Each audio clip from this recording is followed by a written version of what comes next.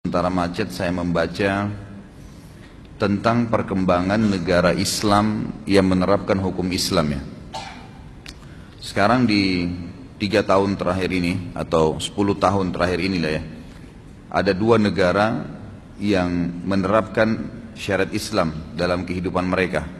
Dan ternyata dua-duanya tiba-tiba menjadi negara yang sangat berkembang pesat dikala banyaknya negara-negara Islam yang terpuruk ya.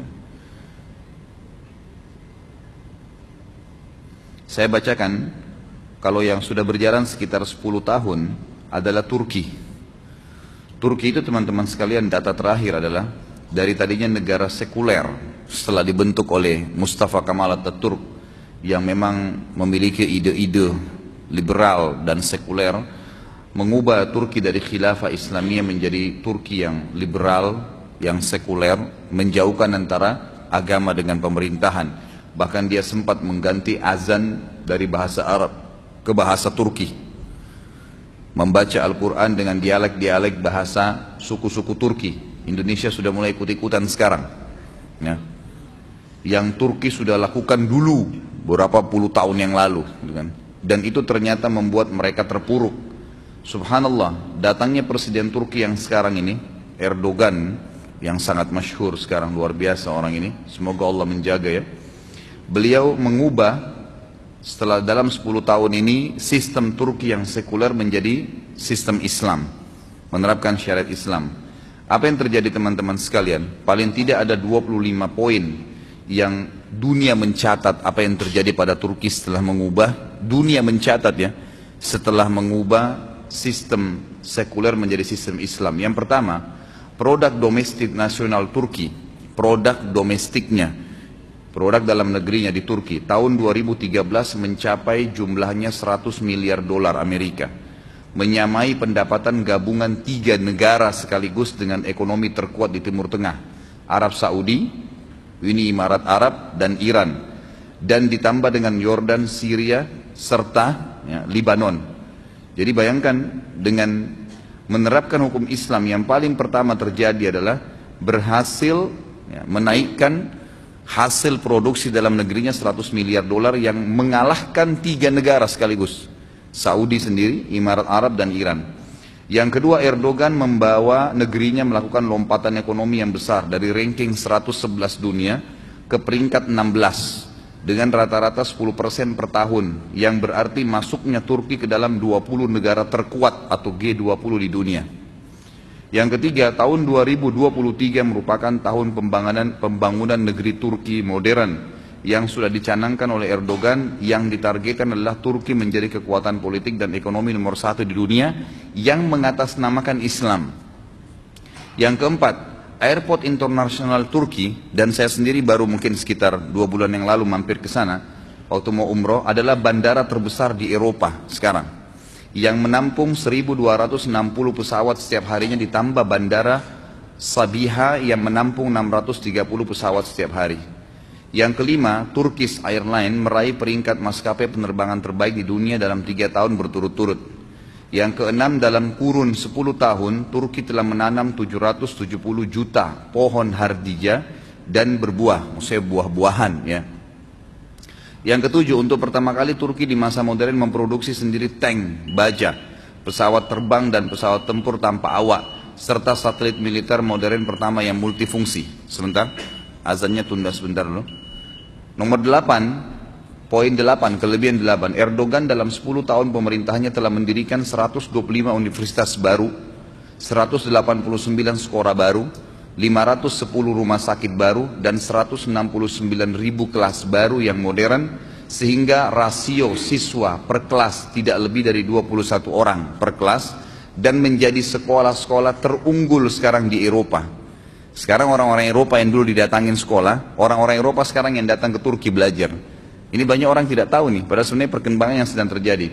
Yang kesembilan, ketika krisis ekonomi menimpa Eropa dan Amerika, universitas-universitas Eropa dan Amerika menaikkan uang kuliah, sedangkan Erdogan membebaskan seluruh biaya kuliah dan seluruh sekolah, kuliah dan sekolah bagi rakyatnya, dan menjadi tanggungan negara. Yang ke-10, dalam 10 tahun terakhir, pendapatan per kapita penduduk Turki yang dahulunya hanya $3.500 per tahun, meningkat menjadi $11.000 per tahun. Lebih tinggi daripada per kapita penduduk Prancis. Jadi kalau teman-teman tahu, Prancis itu paling tinggi per kapitanya. Artinya pendapatan orang itu tinggi sekali di sana. Tapi Turki dalam 10 tahun terakhir mengalahkan, karena dari $3.500 per tahunnya menjadi $11.000 per orang ya. Dari per kapita, dan Erdogan menaikkan nilai tukar uang Turki menjadi 30 kali lipat. Dulunya rendah, sekarang menjadi naik. Yang ke-11 di Turki, negara sedang mengupayakan dengan sungguh-sungguh membiayai 300.000 ilmuwan melakukan penelitian ilmiah untuk menuju tahun 2023. Jadi dalam slogan yang diangkat sekarang sama Erdogan ini, tahun 2023 atau 2025, Turki sudah harus kembali seperti dulu, menguasai dunia dengan sistem Islam. Yang ke-12, di antara keberhasilan politik terbesar Turki adalah keberhasilan Erdogan mendamaikan dua bagian Siprus yang bertikai. Ia juga melakukan pembahasan damai dengan Partai Buruh Kurdistan untuk menghentikan pertumpahan darah dan meminta maaf kepada Armenia, sehingga menyelesaikan permasalahan yang sudah menggantung selama 6 dasawarsa. Yang ke-13, di Turki, gaji dan upah meningkat mencapai 300%. Dan gaji pegawai baru meningkat dari 340 lira Turki menjadi 957 lira, dan jumlah pencari kerja menurun dari 38% menjadi 2%. 14, di Turki anggaran pendidikan dan kesehatan mengungguli anggaran pertahanan dan gaji guru sebesar gaji dokter. Ke-15, di Turki telah dibangun 35.000 laboratorium IT dan database modern yang melatih pemuda-pemuda Turki. Yang ke-16, Erdogan juga menutupi defisit anggaran yang mencapai 47 miliar dolar. Sebelumnya, cicilan terakhir hutang Turki ke IMF adalah 300 juta dolar pada Juli lalu. Bahkan Turki sempat sekarang ini meminjamkan IMF ya, yang sudah jelek namanya sebesar 5 miliar dolar. Dulu Turki utang, lunas semua utangnya, sekarang dia yang pinjamkan IMF 5 miliar dolar. Di samping itu Erdogan juga menambah cadangan devisa negara sebesar 100 miliar dolar.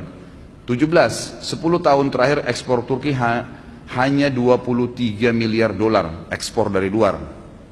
Ekspor di luar. Sekarang meningkat, tadinya cuma 23 miliar dolar, sekarang meningkat jadi 153 miliar dolar, mencapai 190 negara. Yang paling banyak adalah mobil. Jadi semua mobil di Eropa dan banyak juga dimasukkan di Indonesia sekarang atau di Asia Tenggara itu diproduksi di Turki. Dan saya tanya sendiri orang Turki kemarin, memang statementnya seperti itu. Yang paling banyak adalah mobil, yang kedua peralatan elektronik. Setiap 3 perangkat elektronik di Eropa, satunya produk Turki. 18, pemerintahan Erdogan sekarang mengawali pengelolaan sampah menjadi pembangkit tenaga listrik yang digunakan oleh sepertiga penduduk Turki, dan energi listrik sudah dinikmati 98% penduduk Turki. 19, Erdogan pernah duduk berhadapan dengan seorang anak perempuan yang usianya masih 12 tahun, tampil dalam siaran langsung televisi, berdebat dan berdiskusi tentang pembangunan Turki masa depan. Beliau menghormati kecerdasan dan semangat anak tersebut, sekaligus beliau mendidik anak-anak Turki agar terbiasa untuk memikirkan tentang masa depan Turki. Ke-20, Erdogan adalah musuh, ya, dikatakan, disebarkan berita Erdogan adalah teman Israel. Padahal sebenarnya Erdogan adalah musuh dari Israel. Bahkan Erdogan telah memberikan tamparan keras kepada Israel, dan dia telah memaksa Israel meminta maaf karena kasus kapal Marmara. Ada laut Marmara di Turki, itu pernah ditembak oleh orang Israel, maka dia memaksa. Dan Turki mengatakan peminta maafan tersebut akan diterima kalau mereka mencabut embargo Gaza, ya, sampai kalau tidak maka tidak diberikan maaf, gitu kan? Kalau tidak maka terjadi peperangan, diserang Israel. 21, dikatakan bahwasanya Erdogan satu-satunya pemimpin Muslim yang akhirnya mempermalukan Shimon Peres di sebuah sidang, yang menyebut bahwasanya alasan-alasan kenapa dia menyerang Israel, dan Erdogan akhirnya meninggalkan tempat duduk tersebut dan mempermalukan Israel, sampai akhirnya disambut di seluruh pelosok jalan-jalan di Istanbul dan dianggap sebagai pejuang Muslim. 22, Erdogan juga menyemprot para demonstran penentangnya, ya, tetap aja orang ada menentang, dengan air dan tidak pernah menggunakan pesawat tempur, rudal ataupun bom-bom.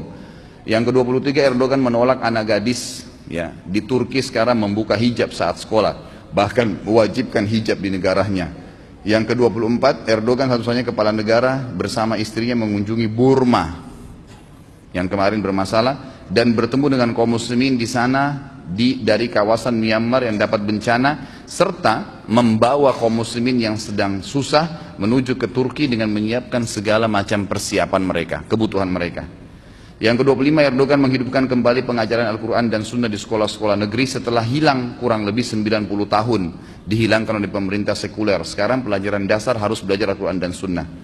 26, Erdogan menetapkan kebebasan berhijab di kampus-kampus Turki dan di parlemen, yang dulunya tidak boleh satu orang pun parlemen yang pakai jilbab masuk ke dalam parlemen kalau perempuan. 27, Erdoganlah pemimpin muslim yang membuat lampu di jembatan gantung terbesar di dunia di pantai Laut Hitam dengan penerangan yang sangat besar bertuliskan Bismillahirrahmanirrahim.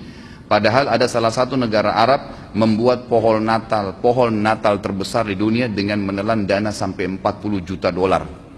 Erdogan 28 mengembalikan pembelajaran bahasa Utsmaniyah yang berhuruf Arab di sekolah-sekolah negeri. Dan yang terakhir adalah 29, Erdogan melepas pawai 10.000 anak-anak muslim yang berumur 7 tahun di jalan-jalan Istanbul dengan penuh bangga. Anak-anak tersebut akan memulai kewajiban sholat berjamaah dan menghafal Al-Quran setiap harinya. Negara yang kedua teman-teman sekalian adalah Brunei yang terdekat. Begitu disiarkan bahwasanya Brunei menerapkan hukum Islam, maka ditemukan kembali kiang-kiang minyak yang jumlahnya bisa berjumlah 70 kali lipat dari apa yang dimiliki sebelumnya. Baru diniatkan, baru diterapkan, sudah Allah bukain. Bagaimana dengan Indonesia?